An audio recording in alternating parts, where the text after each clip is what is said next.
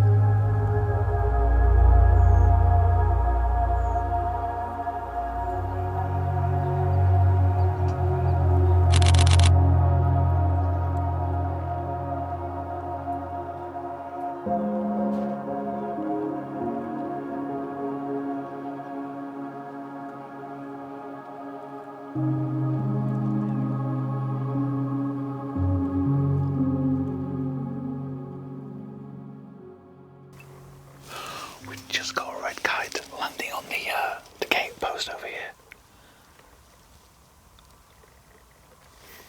Absolutely wonderful. I think he's going to come down and land on the ground.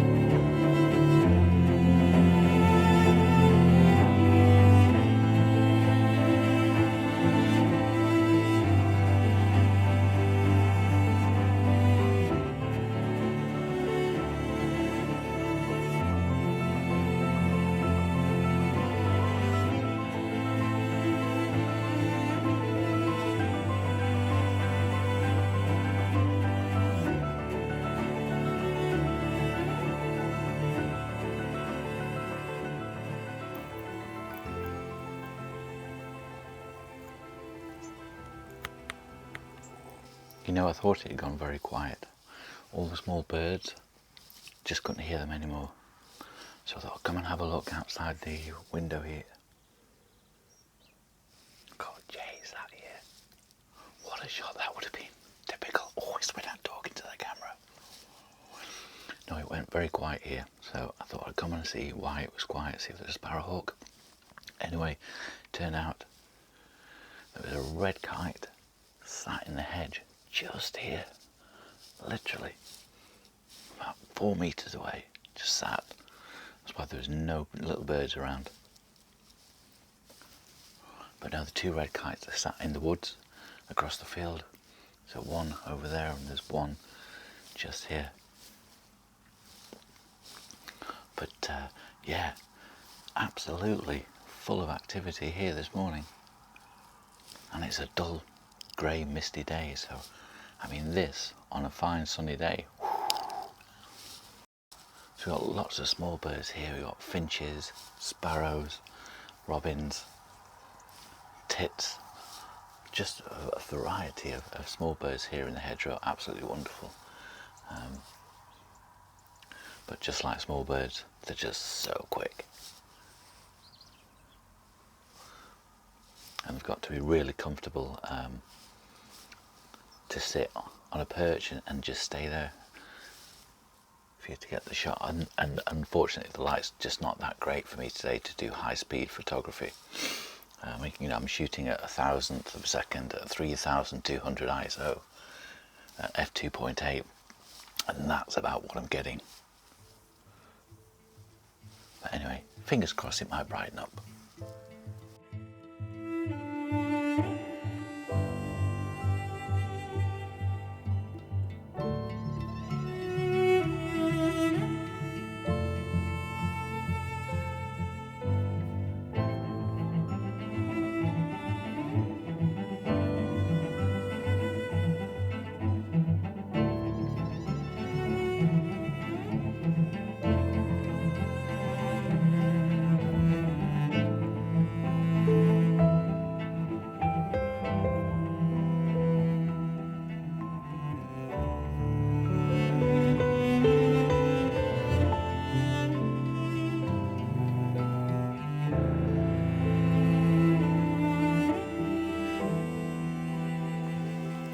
Wow, what an amazing 15-20 minutes I've just had. Had a female sparrowhawk literally just flying onto this branch here. Okay, so I just want to quickly jump in and interrupt my own video here. So on the day of spending the day in the hide, I had this sparrowhawk fly in. Now, as soon as it flew in, it was brown in colour, and I just assumed straight away that it was a female sparrowhawk, albeit maybe a younger or a juvenile female sparrowhawk. As it happens, I did a short video and I put some images up on the 𝗕𝘂𝗶𝗿𝗿𝗀 Facebook forum website, Facebook page. And some people said, yes, it's a female. Others said, no, it's a juvenile male. And others said, well, they didn't know because it was showing white feathers. And others said, well, when it's a juvenile, you don't know which way it's going to turn. So there was lots of debate about that. But I'm going to go with the majority that said it was a juvenile male. So I've learnt something here. Absolutely wonderful. I don't mind getting my identifications wrong as long as I do find out what they are, and then I can take away and learn from that. So I just thought I'd jump in and clear that up because I am going to be saying it's a female sparrowhawk. But anyway, on with the video. She must have spent around 15 minutes just moving around on this branch, flying down and back up onto the branch. I've never, ever had so long with a female sparrowhawk before. My experiences with a female sparrowhawk is literally 30 seconds, a minute at the most, never this long. She was so comfortable and so relaxed sat here. It's absolutely incredible, this hide. I cannot get over it. It's 9:30. I've had about an hour and a half, 2 hours of light, and I've photographed buzzards, jays, red kites, female sparrowhawk, male sparrowhawk flew past, loads of small birds. We've got redwings, long-tailed tits, dunnocks, finches, great tits, blue tits.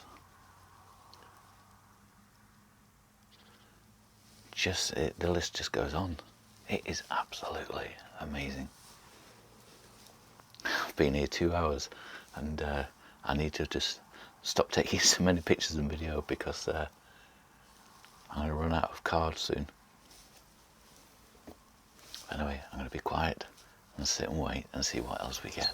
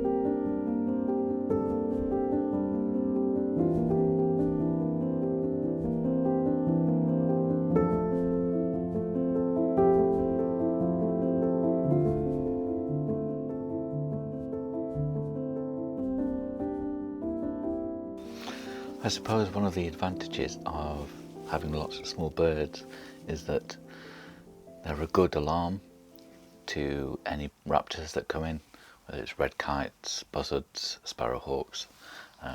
The little birds will always let you know if there's danger around. So I'm just going to read you off a list of some of the birds that I've seen here this morning. So we've got the robin, blackbird, greenfinch, chaffinch, great-ticked, dunnocks, long-tailed tits, the rook, jackdaw, and also fieldfares and the redwings. So plenty of small birds flying around here, lots to photograph. The buzzard this morning, absolutely fantastic. I'm hoping that he's going to come back in later on today. Really looking forward to that. And also the red kites, lovely to see the red kites coming in and actually landing and feeding on some of the bait that's been put down. But the star of the show at the moment is the female sparrowhawk that came in. I just can't get over how long she spent just so relaxed and calm, just sat on this branch looking for the small birds. Truly magnificent.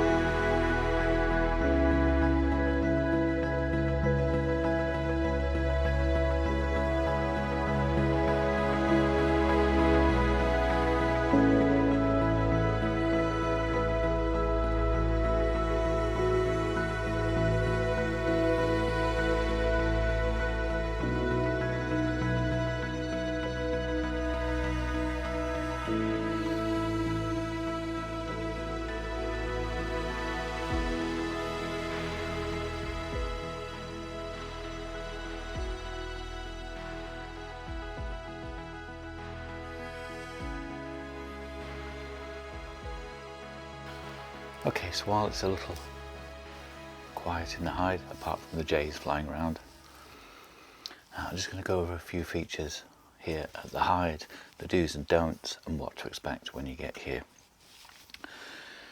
So you will arrive first thing in the morning, preferably around 6 AM in the dark. Tom will then bring you down to the hide. No shoes allowed, so make sure you just bring some welly boots, pop those on, because you are going to be walking through a couple of fields to get down to the hide in the morning. Once in the hide, you will then have to stay in the hide for the entire day or duration, so make sure that you bring all your things from your car with you. That's your chargers, your batteries, your food, your water. If you don't think you're going to need it, bring it, because you won't be able to leave the hide once you're in here. Because if the buzzard catches sight of you, it won't be back for the rest of the day. So when you come into the hide, plenty of space, just watch your head, it is a little low. We have this window here on my right hand side, and this is down at ground level. So it's a two-way glass that you'll be shooting through to photograph the buzzard when it's feeding. So the bait is probably around 4 meters away. I'm currently using a Canon R7. I have two cameras with me today. I have the R7 with this 70 to 200 f2.8, and I've got my R5 with the 100 to 500. Now for photographing through the glass, because it is tinted glass, it's two-way glass, you're going to be losing one stop of light, so please be aware of that. The glass is absolutely spotlessly clean. There's a cover that's protected it from the outside, and make sure you just don't touch the inside of the glass with your fingers. So yeah, I'm shooting here, and a 70-200 is absolutely fine for what I'm doing here and being able to photograph the buzzard. Obviously, if you've got a 300, 400, 500, I wouldn't recommend bringing anything more than a 400, 600 lens. 600 would probably be too much, but a 400, even the down to the 200, 300, 400 is absolutely fine. As for comfort, there is a toilet here, so you won't need to go outside to use the toilet. There is a flask of hot water, there's tea, coffee and cups, so you've got brews for the duration of your visit to the hide. On the other window over here we have two portals, so enable for two of you to sit and photograph any birds coming down through that section of the hide. Now down that section you have a hedgerow and a ditch. Across the ditch you've got a branch, and this is where all the smaller birds and the jays come in, and you'll get some, guaranteed you're going to get some wonderful photos of the smaller birds down there. And that is where the female sparrowhawk landed, so you know, I still can't get over how long she stayed. In all my experiences of female sparrowhawks, it's you split second and they're gone. Also, a tip: bring binoculars with you. I've been sat here and watching a male sparrowhawk flying around in the woods over there, and you can also see where the red kites and the buzzards are perching. Just something to do when it goes a little quiet. So yeah, binoculars is a good thing to bring. But no, that's about it. That's the basic of the hide. Now there is a portal on this side of the window, as requested by Tom. Don't use it if you can help it. If the buzzard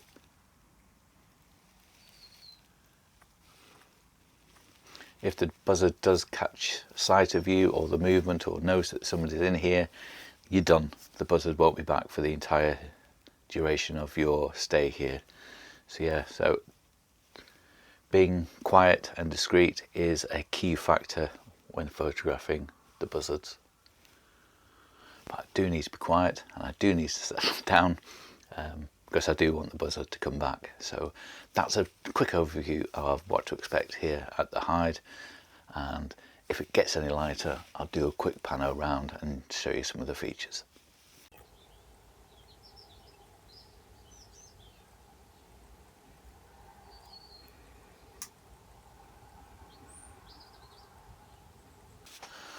Well, we just had the buzzard fly back in.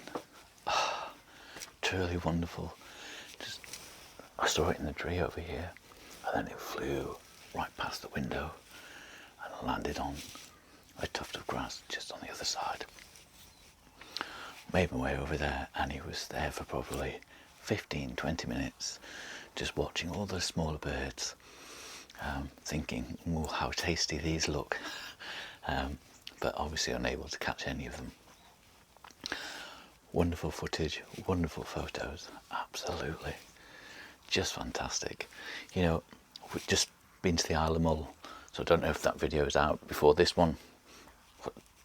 Bit of editing to do on everything at the moment. But no, on the 𝗲𝗲𝗍 there were buzzards everywhere, and I couldn't get a single shot. As soon as you got anywhere near, boom, they were gone. Here, not a problem. Photos of it eating, photos of it sat there, video, absolutely wonderful. And you know, one of the weird things about being sat in a hide, especially in such a remote area here, so you got things on the roof all day long. There's stuff on the roof, because the first thing this morning, something big landed on the roof. I was like, oh, and it was the buzzard. The buzzard landed on the roof first before going down onto the grass. But yeah, you can sit in here, and what would be quite interesting would be to have like a webcam that you could sort of look inside the hide, and it would show you what's wandering around on the roof behind you. But no, I'm so happy with the footage and being able to see all this wildlife so close up in this hide. You know, I keep going to hides all the time, but I tend to do a lot more sort of outdoor wildlife photography, and I don't sit in the hides all that much. But coming here and just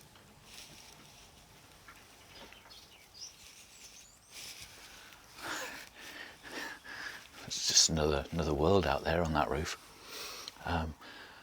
But coming here to this hide today, it's just fantastic. Absolutely, you couldn't get shots like this. I mean, well, you could, but you'd have to camouflage up, and it would take you months, years to build up that sort of trust with the animal, the bird, to be able to get those shots.